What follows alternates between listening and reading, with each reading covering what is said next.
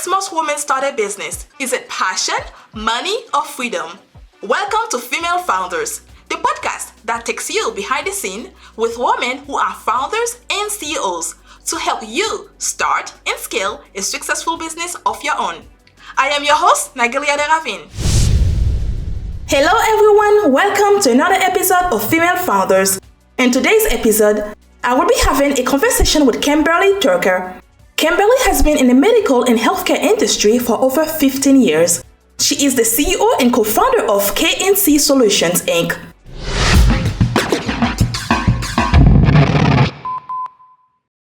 Good morning, Kimberly. Welcome and thank you for joining me today. Can you tell us more about your background, how you become involved in the healthcare industry? Absolutely. Thank you so much for having me. So I've been in healthcare for about 15 years. I've always been very passionate about the healthcare industry. And I started working in healthcare while I was putting myself through my undergrad and just really built a relationship with physicians and really started to build a passion for healthcare. And over the years, I've just really seen the healthcare industry and market as a whole kind of decline a little bit. And so I really wanted to be a part of change. I wanted to be make an impact within this industry. And so that's really led me to opening my own company, which is a medical consulting company, K&C Solutions, about 6 years ago, because I saw physicians in the independent sector really struggling to keep their businesses afloat because it's very difficult to practice medicine and to run a successful business. And so I came up with K&C Solutions to help bridge the gap between where they were and where they wanted to be.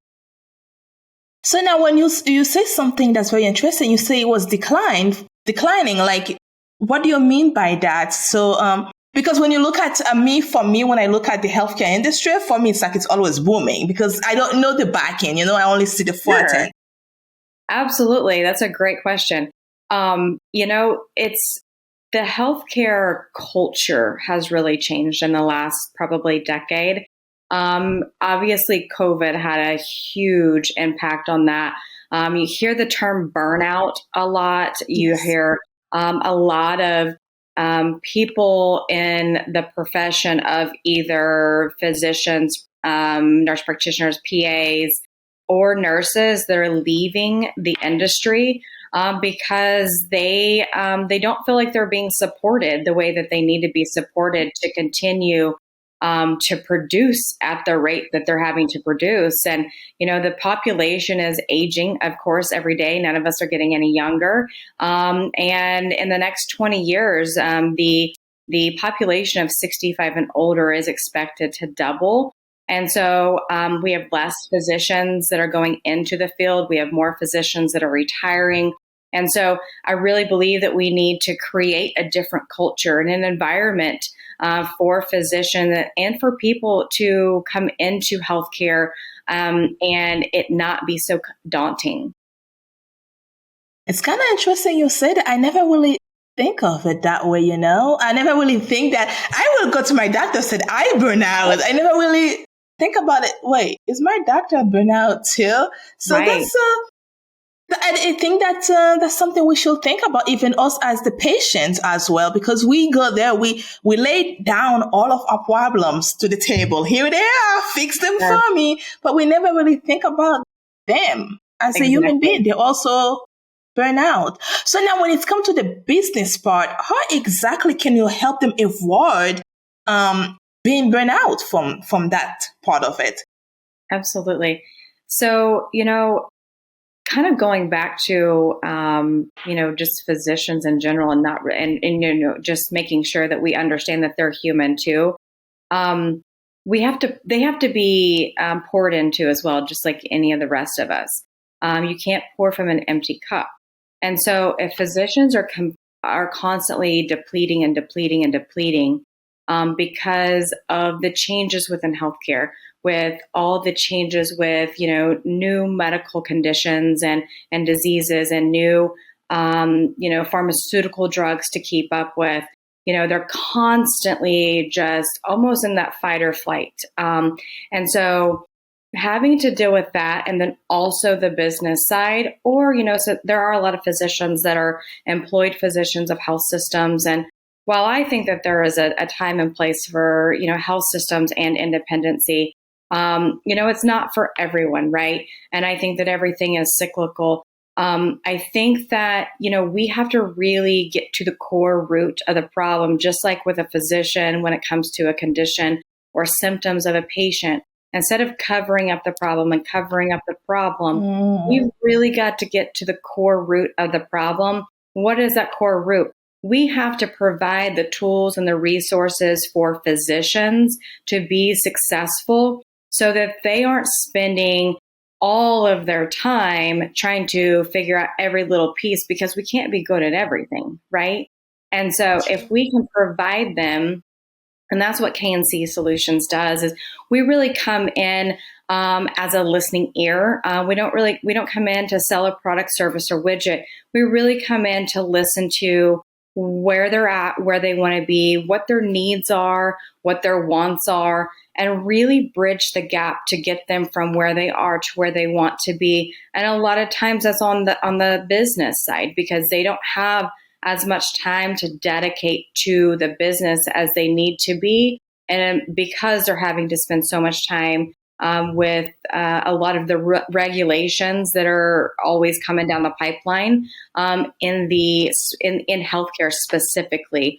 And so providing them with tools and resources such as revenue cycle management is really going to one of the main things that I see in most practices that really changes a practice from being just okay and just really skirting by to actually being profitable. And that's billing and coding. And so that is a huge portion of the business side of healthcare. We also provide different services such as ancillary services that can increase revenue and enhance patient care, such as remote patient monitoring, where the patient gets a device and they're actually able to use that device at home, such as a blood pressure cuff. And they can monitor their hypertension for their physician outside of the four walls of the clinic. And that information uploads to a system where the clinic or the physician can review it. And if they need to make adjustments, they can, and the patient doesn't even have to come into the office. And so it's a non-face-to-face care that we're able to implement into practices so that they can be more successful as a clinician, and then also increase the revenue, because it is a business. And at the end of the day, it does have to have profitability to keep the lights on and the doors open. And so that's really where K&C Solution comes in, is to help those physicians get from A to B and help them become a little bit more profitable in their business. I love that. I love the idea of they don't even have to come in. The physician can also just look at what's going on and be able to support them without them even being there. That's actually very cool. Yes, technology. It's amazing. And the thing of it is the great thing with K&C Solutions is we do all the legwork of vetting companies. And so there are a lot of, just with any other industry, there are going to be a lot of companies out there that are fly by night, just want to get in on the financial gain, and don't have the patient or the physician's best interest at heart. And so with that, that's what we do at K&C Solutions. We spend a lot of our time vetting companies, making sure that they are reputable companies, that they do what they say that they're going to do, that they're going to follow through. And then we assist in the process of implementing those services so that they are implemented effectively and they're successful. But also that there's something you also mentioned when I was researching about your partner playbook that you offer to independent physician. Can you explain what this is and how it helps physicians improve the practices? Yes, absolutely. So again, like when we come in, we're not trying to sell anything. We want to provide value. And so when we come in to have a conversation, and we don't charge for our initial consultation, We really want to make sure that the physician is comfortable. We want to build a relationship. And with that being said, every practice is going to be a little bit different. So we'll go through our playbook of different services that could potentially be a good fit within that practice. They're not always going to be all good fits, and so we want to make sure that we're getting the right service implemented. And then, making sure that they're implemented correctly as well. And if we can't, as K&C Solutions, provide a good fit for them, we also have partnerships across the country with different companies that we can recommend, that we have done other business with, that we can recommend so that they, again, know that it's a good, vetted, reputable company that they can work with.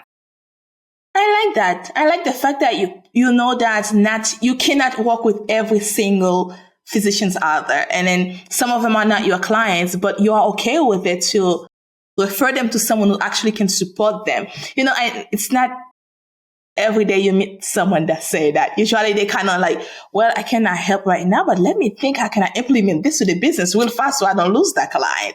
So, right. But I like that you think about them first before you think about your business. And I think that's a great thing when we put people first. Definitely. And that's key for us. We want to build good relationships. And so we do know that we're not going to be able to service every single client, and they're not going to all be a good fit for us. But at the same time, they're obviously seeking and looking for help. So we want to make sure that we are being a lifeline to them if that's something that we can do. And sometimes we can't, and that's okay too. Yes. And also you mentioned something earlier. You said that you have partners around the country. Does that mean that you provide your services anywhere within the country itself? Yes, we do. So we can work with anyone within the United States. So we work with small to large organizations within healthcare. And so we do some consulting with some hospital systems, and then all the way down to your small single practice, independent physicians as well. So now, in your experience, what are some common challenges that independent physicians face, and how do you help them overcome these challenges? That's such a great question. And I see this all the time. So first and foremost, typically, they have trouble with staffing. Staffing is a huge deal right now, across, every market, whether it's healthcare or any other industry. But what we try to do is we really try to build relationships with staffing companies, with other individuals in different markets. I'm constantly, connecting with other people on LinkedIn to just to build a network of people so that if I need something in that market, that we're able to, reach out to someone, a partner within that area. And so the other big thing with most practices that we see that they struggle with is going to be that billing and coding aspect. Revenue cycle management is a fancier term for it. But practices, if they're not billing and coding correctly, they're losing a lot of money. And so that is usually one of the big things that we come in with is we do an audit for free. We don't charge. We break down everything. And then, we go through the agreement and see if it is, something that they're comfortable with.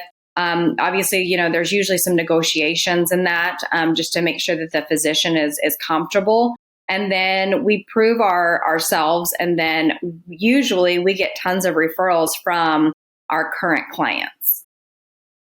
So what is your limit when it comes to your services? I know that you do billing and coding, but what else do you offer? So we offer ancillary services that can enhance the patient care and increase revenue. So remote patient monitoring, chronic care management.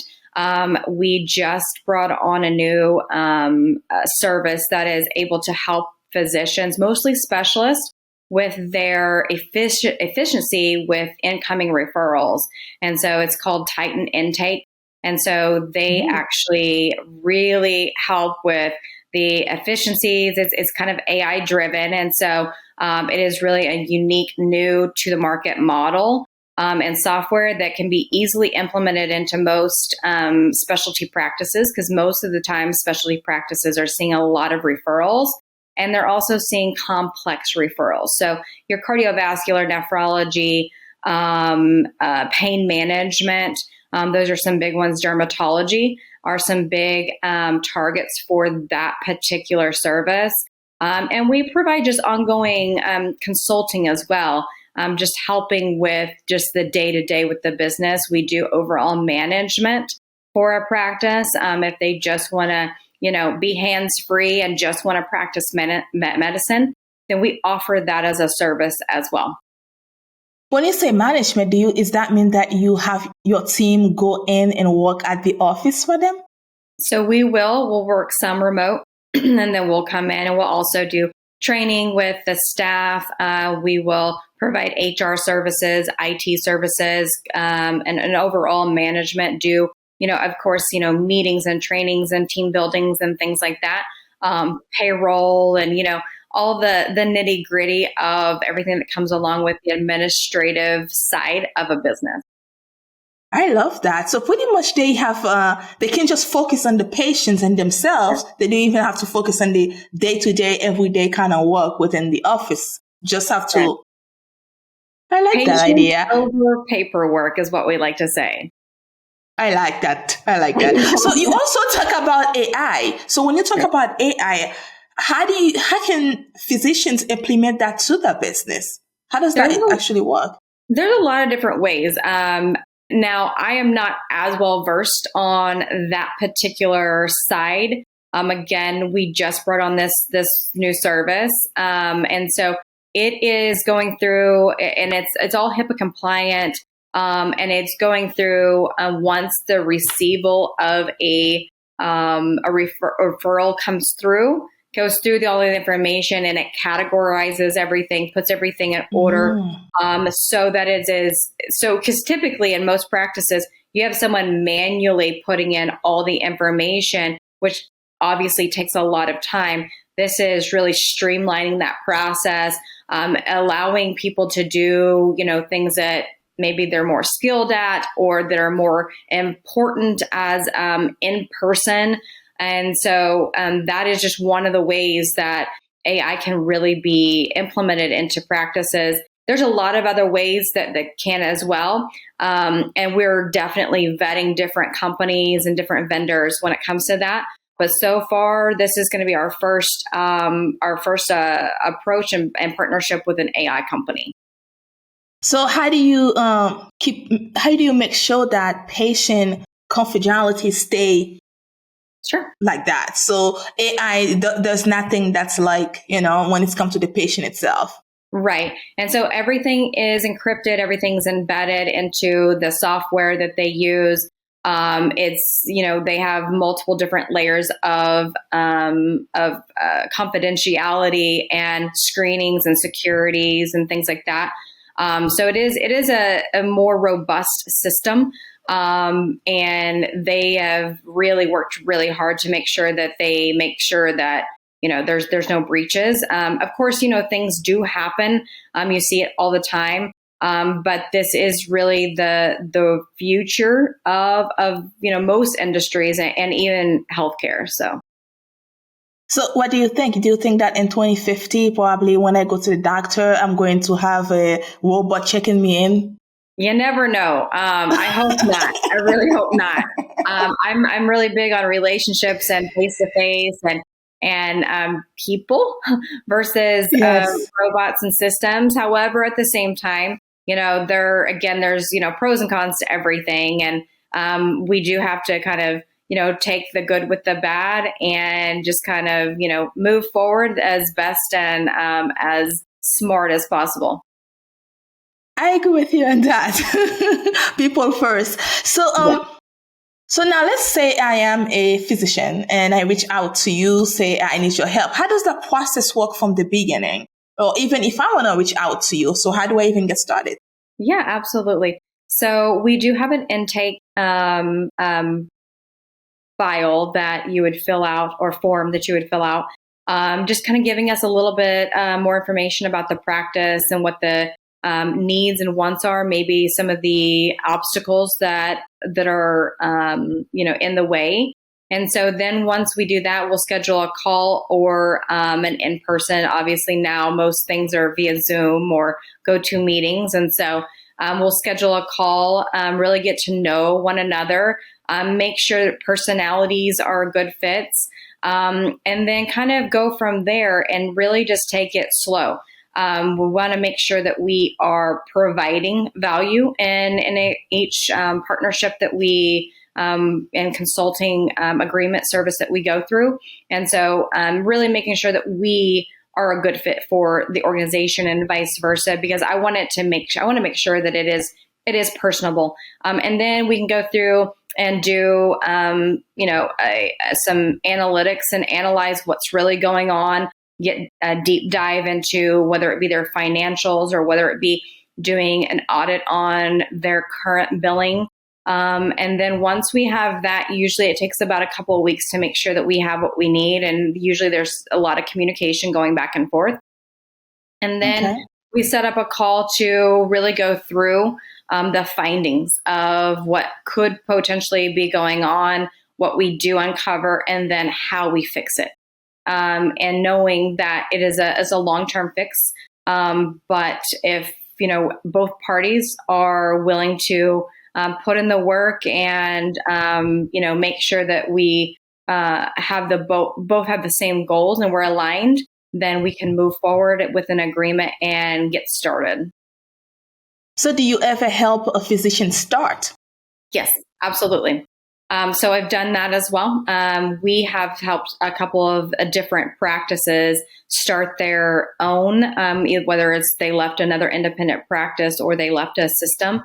And so we do go through all the analytics with that, provide them with everything, the checklists and everything that they're going to need, make introductions to people and companies that could help them, whether it be for malpractice insurance or maybe that they need to find a place. And so introducing them to a healthcare real estate agent that would be able to find them the best place for their particular, their practice. And then, just going through and making sure that we are, on the same page, and then getting them up and going and just basically hand-holding through the process and making sure that they get what they need, all those tools and resources, so that they're successful. And typically we continue that consulting agreement and relationship. So when it's come to marketing, do you also help with that, or you just refer them to a different company that can help them? So we do have some internal marketing folks that we work with, and then we also have some that we work with outside of our firm. And it really just depends upon the needs and how extensive the marketing really needs to be. If it is, a physician that is completely starting over in a new location, new area, and really needs something like from A to Z, typically we're going to source that out to build the website, to build all the SEO, to build everything that is needed social media wise. And then we can take over the management of it. So pretty much the main part, would you say that the main part of your business is the management part, or would you say the billing? I would say probably the management. The management. So why do you like the management more? I've always been intrigued by the administrative side and doing the things that I guess most people don't like to do, and really doing the budgets and going through the finances, making sure that we're profitable, increasing the profitability, and really looking through those performas and financials to make sure that we're on track. Wow, you love numbers, huh? I do. I want to run away from numbers. I love change management too. So I love to come into an organization and see how we can, change the culture. I always like to say I want to create the Chick-fil-A of healthcare. And so, obviously everyone knows Chick-fil-A, and it's a fast food chain. Why can't we create the same thing in healthcare of, making sure that everyone who walks through the door feels like VIP and is always taken care of? And I believe that's the way that it should be. So how is diversity, how important is diversity to you? It's very important. I think that, bringing in different backgrounds, experiences, cultures is extremely important to the success of any organization. And so making sure that we, provide that and provide an environment that breeds that type of a culture is extremely important to the success of healthcare, of each organization. Because we all bring something different to the table. And I love to surround myself with people whose strengths add value to my weaknesses, and complement my weaknesses, because Lord knows I have weaknesses. And so I love to make sure that I'm surrounded by people who complement my weaknesses with their strengths. God knows we all do. Yes. So how can someone reach out to you? So they can either go to our website. There is a place on our website where people can actually submit a inquiry, and our website is www.kcmedsolutions with an S at the end.com, or they can email me directly, and it's Kimberly, Kimberly at kcmedsolutions.com. So now, what advice would you give to physicians who are looking to improve the financial health of the practices? Definitely. Just be open. Just be open to a conversation. Not everyone is trying to sell you something. And be open to a conversation. And we all don't know what we don't know, right? And so having just a conversation about what's going on in your organization, being open to some constructive criticism and some critiques, and just being open to the conversation, really, honestly. So now, how do you see the future of the healthcare industry? I really think that we can make a huge impact and a difference, and it's going to take a huge effort. It's going to take collaboration of the right people that are in it for the right reasons, that want to be a part of something bigger than themselves, that aren't in it just for the financial gain. While that is great, we need to think about, I personally think that the hierarchy of how we treat this is, we need to take care of the physicians, providers first, the support staff, meaning the nurses, the MAs, and then the patient can be well taken care of because we've poured into the top where they can continue to pour out, and it will overflow. So now, how do you see your business play a big part of that? So I'm actually in the process of partnering with a company. It's called a managed service organization. And we are in the launching stage of making sure that we are making that impact by providing exactly that, providing those tools and resources for physicians, pouring into them, giving them whatever tools that they need, whether that be leadership, whether that be management, whether that be marketing, whatever it may be, that we're providing that for them so that they can practice medicine and put patients over paperwork. I love that. I love the fact that you focus a lot on people, because me, myself, I support women in business. That's something that actually we think of changing also to support women in general eventually. And, yes. But when you put people first, it's make a huge difference. And I know that as business owners, we need to make money. Don't get me wrong. We need that. But at the end of the day, if we put people first too, we'll see a big change, because we're not focusing just on the money, but we're focusing on the people. But the good news about it, who's winning the money? The people. So when you focus on the people, really, you are making money. So I love that about what your organization is doing. Thank you. I'm a big component of or proponent of Zig Ziglar, and he says, if you help enough people get what they want, inevitably you will get what you want to.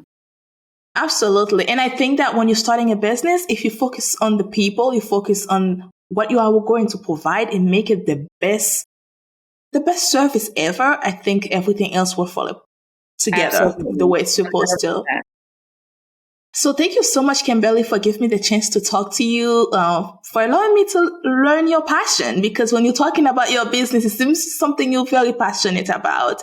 And I love talking to other women that's want to do something great in this world. If we are going to leave, at least we're leaving our footprint behind. Hey, I was here and I did this. Absolutely. Absolutely. It has been a true pleasure speaking with you today. Thank you so much. Thank you. Have a great day. Thank you for listening to Female Founders Podcast. That's it for this week's episode. Be sure to follow us on your favorite podcast app or connect with us on womel.com so that you don't miss our next episode. See you next time. Bye for now.